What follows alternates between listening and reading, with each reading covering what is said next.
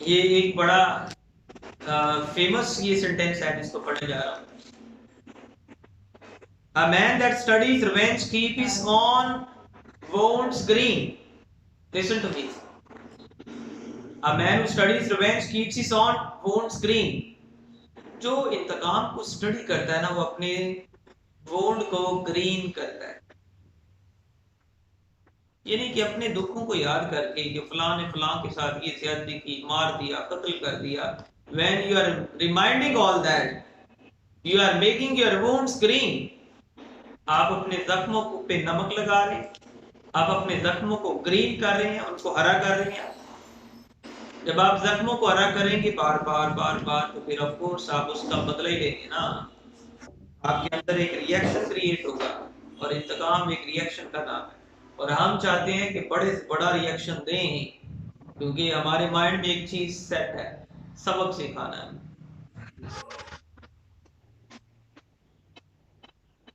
Which otherwise would heal and do well.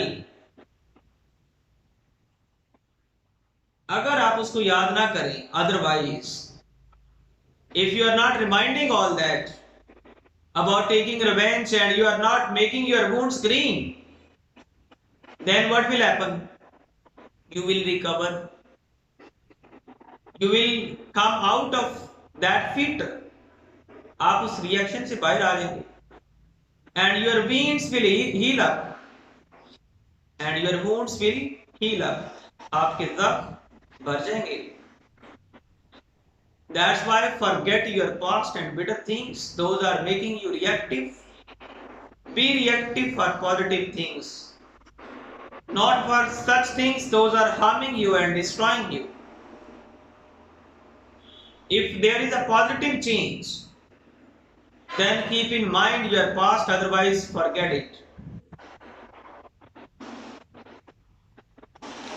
When you are under double and triple reaction, you can't act positively.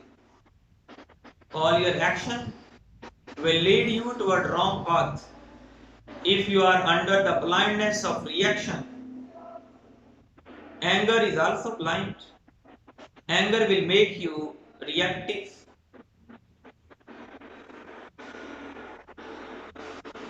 Public revenge are for most part fortunate. Public revenge are for most part fortunate. This is very political sentence. अभी रात को मैंने एक post पढ़ी, वो journalist का नाम मेरे माइंड में नहीं है, कहता है कि समझ नहीं आती, गरीबों को तकलीफ होती है तो अमीर निकल आते हैं सड़कों पे, अमीरों को तकलीफ होती है तो गरीब निकल आते हैं सड़कों पे। कैसा कनेक्शन है? It's a game, it's a political game. यहाँ पे सेम वही बात है। Public revenge are for the most part fortunate. अवामी इंतकाम लेना बड़ा लकी होता है। फिर क्या होता है? You get popularity among the public if you are fighting their case, if you are meeting their matters and solving them. देखें, मरियम नवाज की पिछले दिनों तकरीर पे पता क्या कहती है? यहाँ पे मैं नून लीग का मुकदमा लेके नहीं आई, यहाँ पे मैं मरियम नवाज का मुकदमा लेके नहीं आई, नवाज शरीफ का मुकदमा लेके नहीं आई। सारी बातें करके ना कहती है यहाँ पे मैं अवाम का मुकदमा लेके आई। अब जरा इसी बात को ध्यान में रखें, अवाम का मुकदमा। Public revenge is most part fortunate.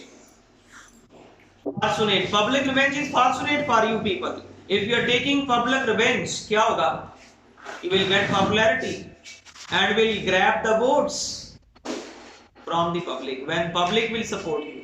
Public की support कब मिलेगी? When you will take public revenge. Imran Khan ने भी तो लोगों की सपोर्ट को विन किया था ना, इसी तरह कि मैं पब्लिक का मुकदमा लेके आ रहा हूँ, मैं पब्लिक को ठीक करूंगा, मैं करप्शन को दूर करूंगा और इनको बाहर निकाल फेंकूंगा, करप्शन वाले लोगों को। अवाम का मुकदमा ही लेके बातें तो उसने भी ये की। सारे पॉलिटिकल ये गेम खेलते हैं, पब्लिक रिवेंज, वो उसने बड़ी बात की है। कि गरीबों को कुछ होता है तो सड़कों पे अमीर निकल आते हैं गरीबों के वोट को ग्रैब करने के लिए। जब आप गरीब की बात करेंगे तो गरीब कहेंगे सही बंदा है, भूल जाएंगे उसका पिछले सारे जख्म, भूल जाएंगे कि उसने पहले क्या जख्म दिए। अगले 5 साल ये आएंगे तो ये 5 साल कहेंगे कि हम 5 साल वो खराबियां सही कर रहे हैं जो इमरान खान छोड़ के गया। इमरान खान 5 साल ये कहेगा कि मैं पिछली 70 साल की खराबियां मैं सही कर रहा हूँ, तो इतनी जल्दी तो नहीं ना ठीक होगी, अभी अगला भी चांस मुझे दे। और अगला चांस अगर उनको मिला तो वो कहेंगे कि पिछले पिछले 5 साल में इतनी खराबी इसने की है कि अगले 5 साल में वो रिकवर नहीं होनी, हमें अगला चांस भी दें। और मेरा नहीं ख्याल कि 70 साल भी दे देना एक पार्टी को, वो कहेगा 70 साल की खराबियों मैं सही कर रहा हूं, पिछले 70 साल की इतनी जल्दी तो सही नहीं ना होती। अजीब गेम है इन लोगों के दरमियान। अवाम एक फुटबॉल की तरह है और 3 प्लेयर है और एक रेफरी है। जो 3 प्लेयर्स हैं वो 3 पार्टीज हैं, PTI, Nawaz Sharif party, peoples party, बाकी तो छोटे छोटे है ना, छोटे छोटे। कभी बारी मिल गई तो आ गया खेलने के लिए। और अंपायर यहाँ पे हमारी खैर से आर्मी पड़ी हुई जिसको मर्जी फाउल करवा दिया, जिसको मर्जी विन करवा दिया। Strange political game in Pakistan, it's a riddle. ये एक पहेली बना हुआ है। In all around the world it's a riddle. देख लें क्या क्या कुछ हो रहा है। डायरेक्टली आर्मी चीफ्स को टारगेट किया जा रहा है। अब तो हंसी के अलावा और है भी कुछ नहीं हमारे पास, किस पे हम अपना सब रिएक्शन निकाले। रिएक्शन आके खत्म हो गए हम। अब तो शापर भी पता है वो दूसरे खत्म हो गए ना शापर, बैग्स बना दिए उन्होंने और 10 रुपए एक्स्ट्रा रख दिए।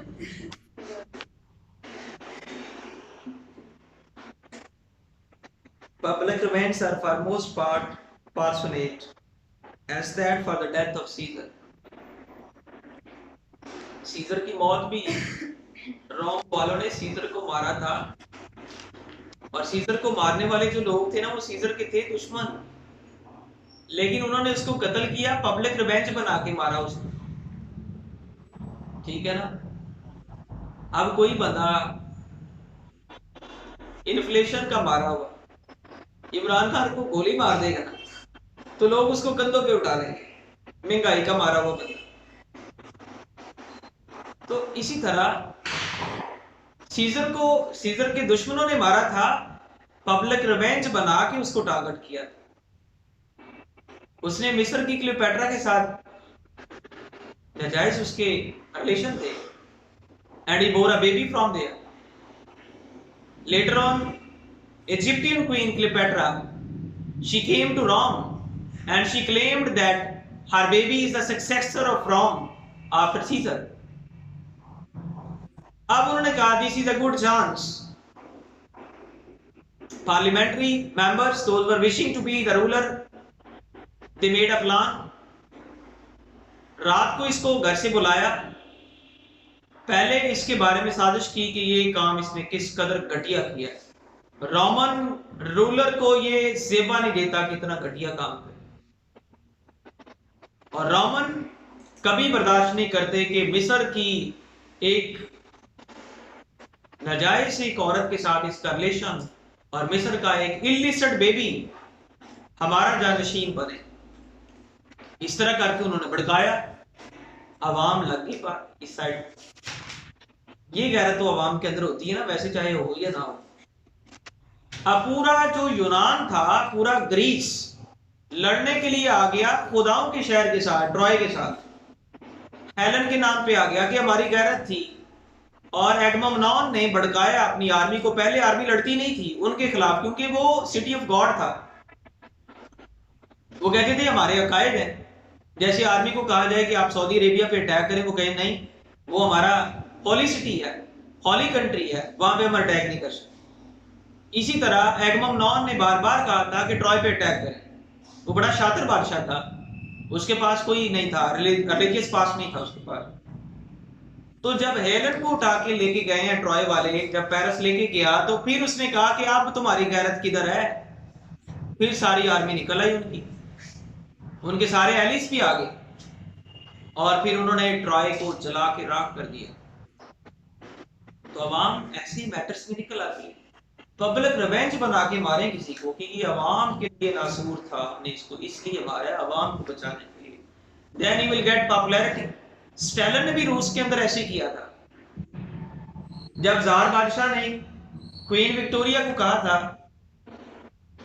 बाढ़ में गई हमारी पब्लिक, उसने कहा take care of your public, they are dying out of starvation. ये मलका विक्टोरिया ने उसके पास आके बोला था, तो न्यूज पे लिखा हुआ है, मेरे पास कटिंग है, लिखा हुआ है। उसने आगे से कहा to the hell with the public, I don't care whether they are dying और लिविंग। ये जब पब्लिश हो गया न्यूज पे तो फायदा उठाया नीचे से तबके से एक बड़ा शातिर किस्म का बंदा था स्टालिन, अवामी नुमाइंदा बन के सामने आया कि ये देखो ये हमारे रूलर हैं जिनके हम तलवे चाट रहे हैं, ये तो अवाम को कहते हैं बाढ़ में गई अवाम, मरे जिए हमें कोई कंसर्न नहीं है।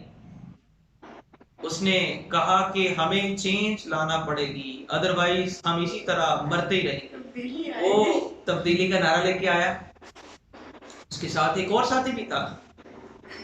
जब उसको पता चला ना कि अब वो नियर दी गोल है, अपने मंजिल के पास आ गया, तो उसने एक केस बना के अपने दूसरे साथी को शूट करवा दिया और कहा ये गद्दार था, ये प्लान कर रहा था, ये गद्दार था अवाम का। उसको साइड पे कर दिया ना, वो पॉजिटिव था और खुद अवामी पॉपुलैरिटी को उसने पा लिया।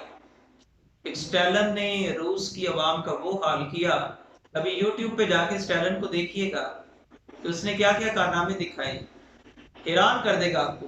हिटलर से भी ज्यादा खतरनाक बंदा तारीख में स्टालिन था, अभी देखिएगा ये क्या करता है। पूरी नौजवान नस्ल को अपने पीछे लगा लिया इसने, बड़े नारे मार के तब्दीली के, ये करूंगा वो करूंगा, ऐसे होगा वैसे होगा, खराब करके रख दिया, हद करके रख दिया इस बंदे ने। वालेकुम अस्सलाम।